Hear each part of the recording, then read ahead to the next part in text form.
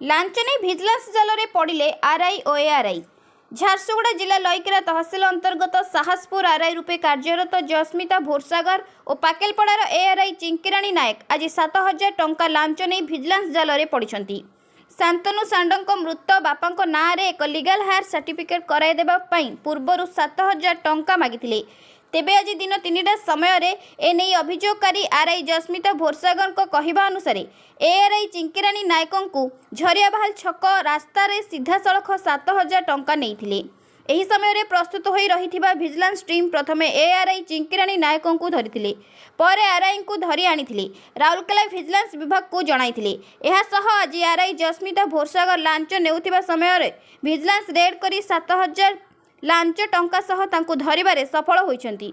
एने राउरकेला भिजिलेंस एक मामला रुजु करी अधिक तदंत जारी रखिछि।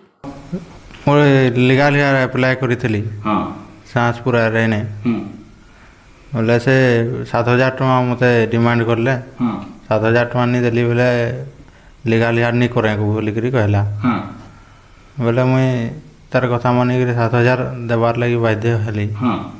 बोले काना हला आज केनी के गलो काना हला बोले गरीब लोग तो केनु पाइबी 7,000 टका।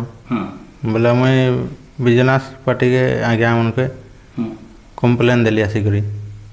तापरे कंप्लेन करला बाद से कहले जे जो गलु आउ जेते बेले ऑफिस के पूछनु आरआई ऑफिस के देखलु बोले ताला मोरा हितला। बोले फोन करली मुई आरआई मैडम के। बोले से कहला जे मुई तहसील ऑफिस में अच्छे आज तो नहीं है। बोले काली के आसबो आउ 2-3 जन के नहीं करी आसबो गाँव जे 10 सिग्नेचर देवे तुम लीगल हेयर फेर हवा बोली करी कहले। बोले मुई कहली जे काल तो यहाँ मकर संक्रांति है काल आसी नहीं पारूँ आज जेनटा हवा नहीं जीतते कि परदिन नहले करमा कहली। बोले से ताकर आ जड़े मैडमटे अच्छन एआरआई बोली करी से कह एआरआई कहले जे मुई हमर आ जड़े मैडम के कही दूचे जे से ताकू पैसाटा देदेव कहले। बोले मुई कहली जे हाँ कहली। बोले से आगे पचराले मत केने अच्छो ये बोले नहीं मुई झरिया बाहर पले आली न अपन नहीं थी बोले पले आली बोली। बोला ठीक है झरिया बाहर तो मुझे पठे दूचे एआरआई मैडम के से ताकू देदेव 7,000 टका। बोले मुई गली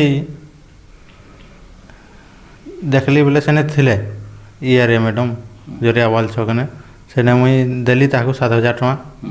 7,000 टका देला बाद मोर पाखे ये आज्ञा मैंने एक्साइज आज्ञा मैंने थिले से मैंने ताकू।